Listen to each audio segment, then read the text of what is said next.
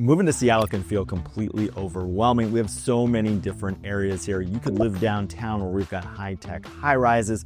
You could live in a neighborhood like Queen Anne where we have 100-year-old craftsmen, or you could live in a beach town like West Seattle, or you could live on one of the many islands either connected by a bridge or by a ferry.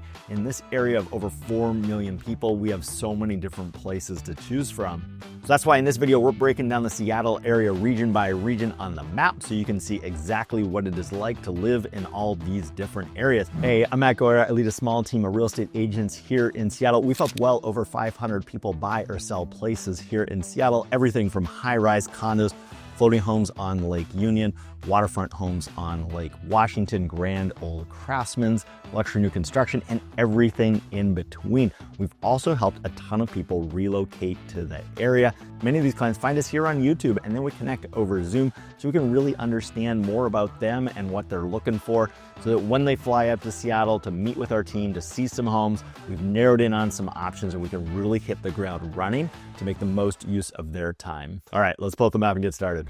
Okay, so we got Seattle pulled up here on the map. Let's just start with a little bit of geography and talk about how the area is defined. So on the one side, the left-hand side, west side, we've got the ocean, and that flows through into the Puget Sound, which is all salt water. That's all here. So we've got the water on one side, and then you got the Cascade Mountains on the other side. So the Cascades kind of run through here, around there. And so we're really geographically bound by water on one side, mountains on the other. So the greater Seattle area kind of stretches out into this long and skinny greater metropolitan area, which is now home to like 4 million people. So here's Seattle. And when we say Seattle, we might mean the city of Seattle, which is kind of like this area here. Or we might be talking about the greater Seattle area. They're kind of used interchangeably. And the thing to understand is that the greater Seattle area is not just Seattle. There's a number of different cities that kind of make it up. The other big area we really talk about that's part of that is going to be the east side. And the east side is defined by, you got the city of Bellevue over here. You got the city of Redmond here. You got Kirkland over here. And then you've got a couple small cities here. You got Medina, Hunts Point, and Yarrow Point. And so sort of collectively, all those cities make up the east side, and they're very different. So the differences between Seattle and the east side are pretty stark. And most people, when they come out here, we're going to show them some places in Seattle. We're going to show them some places on the east side, and very quickly, they're going to decide if they're a Seattle person or an east side person. Someone is rarely both. Whereas on the east side, it's going to feel a little more suburban. The homes are newer. Everything's a little spread out. It's going to be more of a car culture. We do have light rail that has recently opened up on the east side. So there are going to be some more urban pockets developing over there. But if you really want the urban experience, you're probably going to be in Seattle, or you're going to be in downtown Bellevue or downtown Kirkland. Now, if you can't choose Seattle or the east side, which is rare, you might choose to live on Mercer Island. So Mercer Island is right here. It's its own city. Great spot to live. It's got an urban core on the north end of the island, and the rest of the island feels pretty suburban, very treed, lots of nature. Feels pretty nice. Other thing to talk about is just our bridges. So we've got a lot of bridges. You got the 520, you got the 90 bridge. So we got a lot of bridges in the area. Many of them are fixed, and so boats can go underneath them, no problem. That's like the 520 bridge, the 90 bridge, 99, and then the one over I-5. Then we have a couple smaller bridges that connect North Seattle to Seattle. And so you got one here, you got another here, you got another here, and you got another here. And the important thing to understand is like these are drawbridge type bridges. And so they go up and down depending on ship traffic. So Seattle looks compact on the map here when you're looking at Google Maps. But the thing to keep in mind is that all these bridges and freeways really impact traffic in different ways. My tip for you would be, as you're considering a home, put that address into Google, put your work's address into Google, and then it has a way to see what the commute is like at different times of the day. So the distances here can be really deceptive. And so I'd really plug things into Google and just really understand what your commute options are gonna look like. Now let's talk about the weather. Seattle has a reputation for being a really rainy city, when in fact, the amount of rain we get is actually a lot less than other major US cities. But we do have a lot of rainy days or dark days or cloudy days like today. We're expecting a lot of rain this week. And so you might be wondering, well, where can I live to experience less rain? Well, Found this great map here of King County. That's the county that Seattle and many of these cities we're talking about are in. So you see that the closer you live to the Cascade Mountain Range, the more rain you're gonna see. Or put another way, the closer you are to Seattle, the less rain you're gonna see versus going east. So that's good to know. I found this great map showing this for Seattle, looking at 5-year average rainfall. And I was surprised to see how much variation there is across different parts of the city in terms of rainfall. So if you're in the core, you're gonna see a little less rain than if you're down here in the southeast corner of Seattle. Now, what about how hot or cold it is? Well, we found this great heat map overlaid over different parts of our area, showing you just how hot different areas can get. So the closer you are to Seattle, the cooler it's gonna be, the less rain you're gonna see. As you go to the east side here, it's gonna be hotter on those really hot days in the summer, and then it's gonna be wetter in the winter when we combine those two maps together. And then the other thing just to point out is, like, the closer you live to the water, the cooler it's gonna be. We live down here on Lake Union on a floating home, and you definitely can tell as you come down off of East Lake and even just going a few blocks closer to the water, it gets a lot cooler during the summer. And the same would be true if you lived on the Puget Sound or if you lived on Lake Washington. Now, another thing that has come up with clients is noise related to the airport. Now, our airport is down south, it's south of Seattle, but it really impacts noise across the city. Here's a map showing the South Flow operations of the SeaTac Airport. And where do we live? Like somewhere over here. And you can see that like all the planes that come in on these days are flying over North Seattle and certainly flying over the core of Seattle on their way to SeaTac. Is the North Flow better? Yes, it is a little better. But for those of us, right in the core, we're still hearing and seeing planes. Now, something that's being talked about more and more here in Seattle is our likelihood of having an earthquake. And so here's a map showing you just how different areas of the greater Seattle region could be impacted by an earthquake. So if you're really worried about that, or you live in an older home and are starting to worry about that, this would be a good map to check out. Now, that's a whole bunch of different resources. We've got them all bundled up in this relocation PDF. Got the QR code over here. It's like 25 pages long. We talk about all the different regions, a bunch of the key neighborhoods, and then have some great resources like this, so you can do a bunch of research before you come to Seattle. And now let's dive into these areas in a little more detail. We're gonna start with downtown Seattle. So if you're looking for that urban, super walkable lifestyle close to all the things, well, downtown Seattle is gonna be it. And when people say downtown Seattle, we mean truly downtown Seattle, which is gonna be over here. But we're also talking about, we got Belltown over here, we got Denny Triangle over here, we got Pioneer Square to the south, and then you've got the International District, and then you got a little pocket here of First Hill. So there's a lot that kind of makes up downtown Seattle. Each has its own nuance. But the great thing about living downtown is that you're gonna have easy access to the waterfront. The waterfront has just undergone like a nearly $1 billion transformation. So huge improvement to the Seattle area waterfront. And then, a lot of you watching are probably thinking about working in Amazon or moving here to work at Amazon. Well, Amazon, is kind of taken over this area of the city. And in terms of pricing, what it's like to buy in downtown Seattle, your most affordable option is probably going to be in the low 200s. If you're looking for an older 1-bedroom with parking, you're probably in the $400,000 range. If you're looking for a 2-bedroom, you're probably in that $500 to $800 range. This is for without a view. As we talk about, hey, I want a cool condo and I want a really nice view, then you're probably moving into the $1.5 million range. And then certainly if you're looking for that penthouse type experience, this is priced at around $8 million. Here's a great penthouse at Escala. We did a video deep dive on this one. It's now priced at $7 million. And prices kind of go down from there. Here's a penthouse at Nexus. Here's another option at the Four Seasons. If you really want to dig into the condo world, we've got a PDF just for that. QR code's over here, you can download that. We've also shot a lot of videos on downtown condos. You want to check out our playlist. Lots of videos in terms of what to think about when you're considering buying a condo. Now, what are some of the downsides of living downtown? Well, there's going to be some noise. That's the trade-off for living in a really dense populated area. And then as you're thinking about these high-rise condos, or any condo really in the Seattle area, our HOA dues, due to inflation, insurance, everything else, our HOA dues are getting kind of high. You should budget at least $1 a square foot a month for HOA dues. And then size is the other trade-off. Yes, you get to live downtown with all these downtown amenities close by, but that comes at the expense of square footage. You're paying a lot per square foot to live downtown compared to living in other parts of the city. Okay, now let's broaden out from downtown. Say you want to live in a townhome or a single family home, and you want to be close to downtown. What are your options for that? Now, the big ones are going to be east of downtown. You've got Capitol Hill, which, as we talked about, has some condos here. But Capitol Hill is a very diverse neighborhood. You've got $400,000 condos over here, and then you've got, really expensive mansions over here that we talk about in our old money video. And then moving this way, you've got Madison Valley. And then over here, we've got Denny Blaine, which is the most expensive neighborhood in Seattle.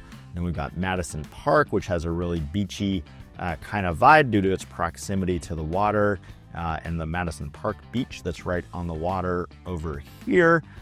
And then you've got Madrona is a cute little neighborhood with a cute little retail core. So then you got Queen Anne. Queen Anne is known for its historic craftsman homes, and it sits on a hill, and so it has great views depending where you are, depending what kind of views you're looking for. If you want to watch the sunset over the sound, you got that. And then if you're a little adventurous, you could live on Lake Union like we do in a floating home. There's a bunch of different floating home communities spread around the lake.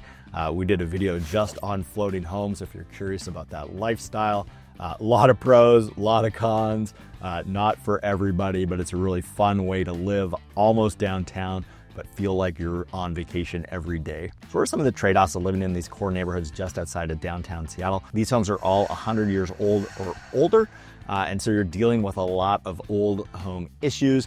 Really important to do an inspection. That's why it's important you hire an agent who really understands old homes, so you can go in with your eyes wide open to make sure you're not taking on a project unless you want a project. Now, there will be some newer homes in these areas, but it's going to be limited primarily to infill construction, which is usually going to be townhomes. And townhomes in Seattle right now for a new one is around $1 million. But if you're looking for that new home, no hassle, no maintenance kind of situation, townhome can be great for that. Now, there are some cons to buying brand new townhomes. They're not perfect. Not going to get into all that here. Feel free to reach out. Always happy to chat about new construction. Now, the other con to living in these core neighborhoods is just going to be the price. These are some of the most expensive neighborhoods in Seattle. It's not surprising. The closer you are to downtown Seattle, the more expensive the homes are going to be. Next up, let's head north to North Seattle. So you're crossing one of the 6 bridges to get up here to the North Seattle area. One of the appeals is going to be that the home prices here are a little more affordable. You're looking at a median sales price of around $1 million. 2, you're going to have access to a lot of different things here. So, a really popular draw in North Seattle is going to be Green Lake. So we have this lake in the middle of the city. No motorized boats are allowed on it. Now, there's lots of other outdoor options as well. You got Gasworks Park over here. You got Magnuson Park over here. Just so many different options for combining sort of urban living with easy access to some outdoor recreation. The other great thing about North Seattle is you're going to find lots of these little urban villages, is what we call them here in Seattle, and they're going to have great either local coffee shops, some bars, or some really unique restaurants. Now, what are some of the trade-offs living in North Seattle? Well, kind of similar to living in like Queen Anne or Madrona or those areas, you're going to have a lot of 100-year-old something houses in these neighborhoods. So just a lot of due diligence required to really understand what's going on there. Also, there's a lot of variation. We're kind of waving our hands here over a big part of the map. The west side over here, very different feel from the east side over here. You got, some really affordable housing up here. If you're looking for a single family home under $1 million. On the other hand, if you're looking for a waterfront estate, well, down here in Laurelhurst, that's where you can find one of those. Okay, say you like North Seattle, but you don't like the pricing. While it is more affordable than kind of those core Seattle neighborhoods like Queen Anne, Magnolia, Madison Park, it is still pretty expensive. And so if you're looking for more affordable, generally the way to do that here is to go south. So when we talk about South Seattle, Beacon Hill over here, we got Mount Baker, really nice neighborhood here that overlooks Lake Washington. And then it's not that affordable, but Beacon Hill is. And then you've got Columbia City further to the south, Coleman City, Rainier Valley. These are all going to be more affordable options relative to everything else we've talked about before. But this doesn't mean that they're not great places to live. We did this great video on Columbia City where we go around Columbia City and show you just how diverse Columbia City is. And so in these areas, we're also going to find just a really diverse mix of housing. It's not just going to be single family homes. You're going to have some condos and you're going to have some townhomes. Pricing wise, median price here is going to be closer to $800,000. So it's significantly cheaper than the other areas further north. Now, what are some of the downsides of living in South Seattle? Well, one is going to be there's greater variation on a block by block basis here relative to some of those other more expensive neighborhoods. So while there's definitely some great spots, there's going to be some spots that you're probably going to want to avoid. That's harder to figure out remotely or on a map. And so that's why it's great to reach out to a real estate agent like myself who really understands what's going on the ground here. And then the other thing to keep in mind is while some of it, is going to feel pretty compact and walkable and urban, the further south you go, the more suburban and car dependent it's going to feel. But overall, I'm a big fan of areas like Columbia City. They're really diverse, very walkable, well connected with light rail at price points that are still pretty attractive for the Seattle area. Okay, so next up, let's talk about West Seattle. It's kind of a beach city within a city, and it's really interesting in that it blends, for the most part, affordability with this cool beach vibe. So the most well-known area is gonna be Alki. That's the northern tip of West Seattle here.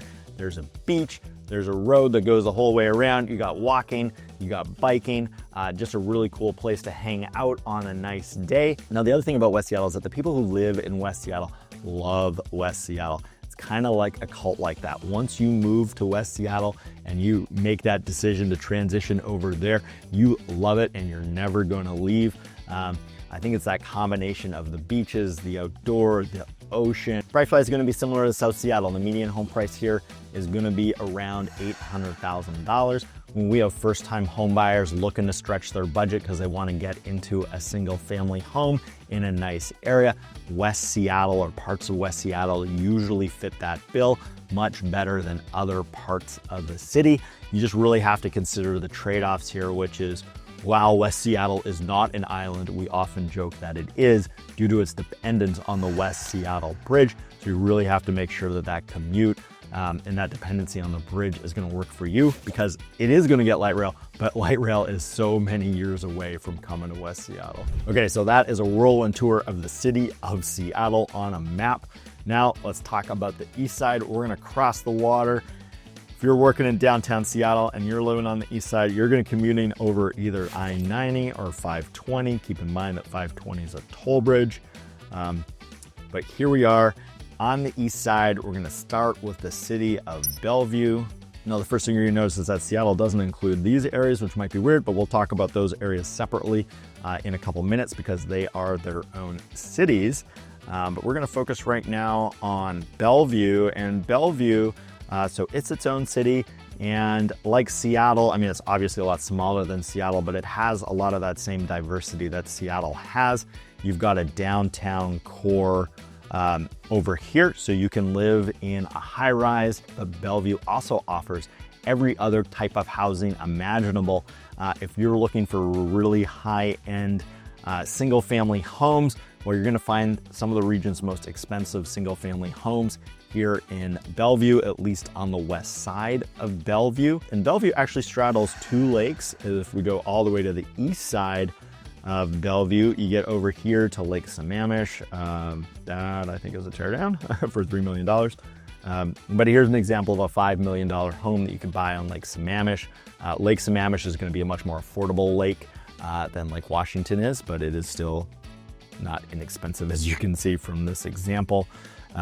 But if we click in the middle of Bellevue, you can see you got some condo type options, some really affordable condo options, but they're all going to be older.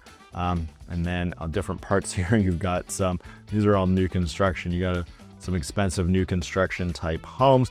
But here, we're going a little further east, and that new construction pricing is getting a lot more affordable. So why are homes in Bellevue generally more expensive than all the other areas that we've talked about? Their median sales price is almost double at $2 million. Well, a big reason for that is the public schools. Something else driving higher median sales prices here in Bellevue is that the housing stock is generally much newer than in Seattle. So Seattle, a lot of the homes are going to be 100 years old or older. Now, what are some of the downsides of living in Bellevue? Well, for starters, it's got a very car-centric culture. You're gonna have to hop in your car to do a lot of things unless you are living and working in downtown Bellevue. And then Bellevue's just got a different character. It's much newer, it's a little less interesting. Then you also got a little less to do in Bellevue. So Seattle is home to all of our sports teams. It's home to all of the theaters. It's home to all the music venues. So if you're into the arts, you're into sports, that's all gonna be in Seattle. Bellevue just doesn't really have a lot of that. And lastly, for better or for worse, there's just gonna be less housing diversity. It's a newer city. If you're looking for that 100-year-old craftsman, you're not gonna find it in Bellevue. And what if you like Bellevue, you wanna be close to Bellevue, but you want the best of the best in terms of housing and neighborhoods? So you got Medina over here. This is the most prime waterfront real estate in the greater Seattle area. You got homes here that range in price from, let's call it $10 million up to, you got Bill Gates's home, which is probably worth like $150 million. And so there's a lot of really interesting waterfront homes here, or the inland homes are on really big lots. Like you got a $12 million house here that's not on the water. You got a $17 million place here that's not on the water. You got a $7.7 million brand new home not on the water. So if you're looking for that luxury experience, you're gonna find that in these 4 little cities here to the northwest. And then you got Clyde Hill. So Clyde Hill is the only neighborhood of these 4 that is not on the water, but it is still home to some really nice, very expensive housing. Let's talk about Yarrow Point. It's over here. So this is another city. No retail here like the other ones. Median home price here also in the $4 million range. And it's the more affordable version of Hunts Point. So Hunts Point is over here. So Hunts Point is the most expensive city in the greater Seattle area. Its median home price is $8 million. So if you're curious about this living on the water lifestyle, living in one of these very exclusive, luxurious cities, well, we did a video on that. Check it out. We hopped on the boat. We toured all these homes by boat. Really fun experience. Great way to experience these areas. So the appeal of these 4 cities, they're exclusive, they're luxurious, they're private. Now, what are the trade-offs? Well, there's really no retail in any of these 4 cities. So you're gonna be going to downtown Bellevue. Thankfully, it's like 5 to 10 minutes away, depending on where you live. Downtown Bellevue is super close. And so it's a very car-dependent area. Not walkable, it's not urban. And so that can lead it feeling to like it's a little bit lower energy than living somewhere else in the greater Seattle area. Now, lastly, the other downside is price. The median sales price in Medina, Clyde Hill, and Yarrow Point is $4 million. So it's 4 times higher than what Seattle is. And then you got Hunts Point at $8 million. So it's 8 times what not downtown Seattle, but it's 8 times what Seattle is. All right, so now let's go north and northeast a little bit. We're gonna talk about Kirkland, talk about Redmond. So Redmond, Microsoft put Redmond on the map, but Redmond historically has been a very single family home type neighborhood without any of the urban amenities that like a Seattle has to offer. That's starting to change. So light rail has come to the east side, and it's gonna connect through to Seattle in 2026. And so we are seeing some urban transit-oriented development on the east side, which is great to see. So things are changing over there, and it's becoming a more urban environment. But if you really want urban, you're probably going to downtown Kirkland. So downtown Kirkland's really nice because it's right on the water. It's super walkable. It's got a lot going on. Really no high-rise condos here in downtown Kirkland, though. You're gonna be looking at low-rise to barely mid-rise condos. But you got a bunch of condos actually along the water here. But like downtown Bellevue or around Bellevue, you do have some single family neighborhoods that surround the downtown. And so you could live in a single family home and be within walking distance of a downtown core here. but keep in mind that the prices are gonna match. And then an up and coming area in this kind of greater area is gonna be like the Totem Lake area. That's really changed a lot. They've got a Whole Foods, a whole little urban center, a lot of different restaurants going on. And then if you're looking for that more beachy vibe, kind of like West Seattle, but without the retail, you know, Juanita here kind of checks that box just a little bit. So what's drawing people over to Kirkland or Redmond? Well, employers is usually a big reason. You've got Microsoft and a couple other big companies in Redmond. Okay, downsides for living in the Kirkland Redmond area is probably just gonna be that you're getting further away from downtown Seattle. So if you have a job in downtown Seattle, South Lake Union, you're getting pretty far out there. Another downside is gonna be pricing. Kirkland and Redmond are gonna be more affordable than Bellevue, but are more expensive than Seattle. So the median home price in Kirkland is around $1.5 million, while in Redmond, it's around $1.7 million. Okay, so that's the east side. We've talked about Seattle. What if you can't decide between those two? Well, I'd encourage you to look at Mercer Island. So Mercer Island sits here in between Seattle and Bellevue. It is a good, reasonably sized island. It is well connected to the region through I-90. Mercer Island is just great in its own right. It's got an urban core up here on the north end of the islands. Now, what else is the draw for Mercer Island beyond just the connectability to downtown Seattle and downtown Bellevue? Well, like other east side neighborhoods, it is going to be schools. The Mercer Island school system is really well known for having a great public school system. So a lot of people on the island are going to send their kids to the public school here. Now, what's it going to cost if you want to live on Mercer Island? Well, the median home price here is $2.6 million. We recently helped somebody buy a new construction home here on Mercer Island. And for new construction, you're kind of looking in that $3.5 to $4 million range if you're looking for a brand new single family home. Mercer Island is also home to a lot of great waterfront real estate. We did a boat tour of Mercer Island as well. You should definitely check that out. We started on the east side where you can get some waterfront here, you know, and that's starting in the 5 million-ish range, but certainly you could spend more. You know, here's an example at nearly $12 million, an example at nearly $10 million. Now, what are the downsides to living on Mercer Island? Well, like a lot of the other east side neighborhoods, it's a very car-centric culture. Unless you are very close to the urban center here, for the most part, you are driving your car. And another downside is that while it does have this urban core, the urban core here is just a little bit small. And so you can only get so much done on the island before you have to get off the island and take care of other business. Another downside, obviously the price, you know, I mentioned it earlier, median price here is around $2.6 million.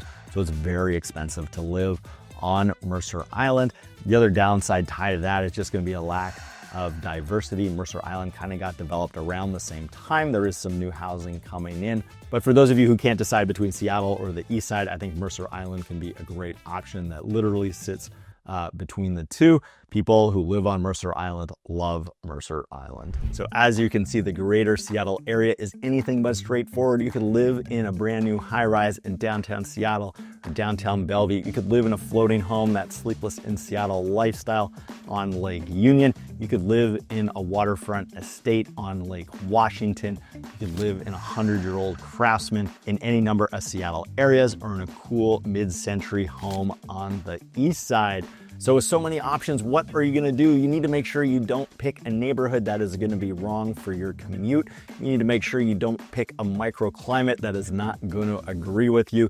You don't wanna misjudge the noise or potential impact of planes overhead. And you don't wanna end up in an older home that's gonna be a money pit, and on and on and on. But don't worry, if you need help making sense of all of this, well, that is what we are here for.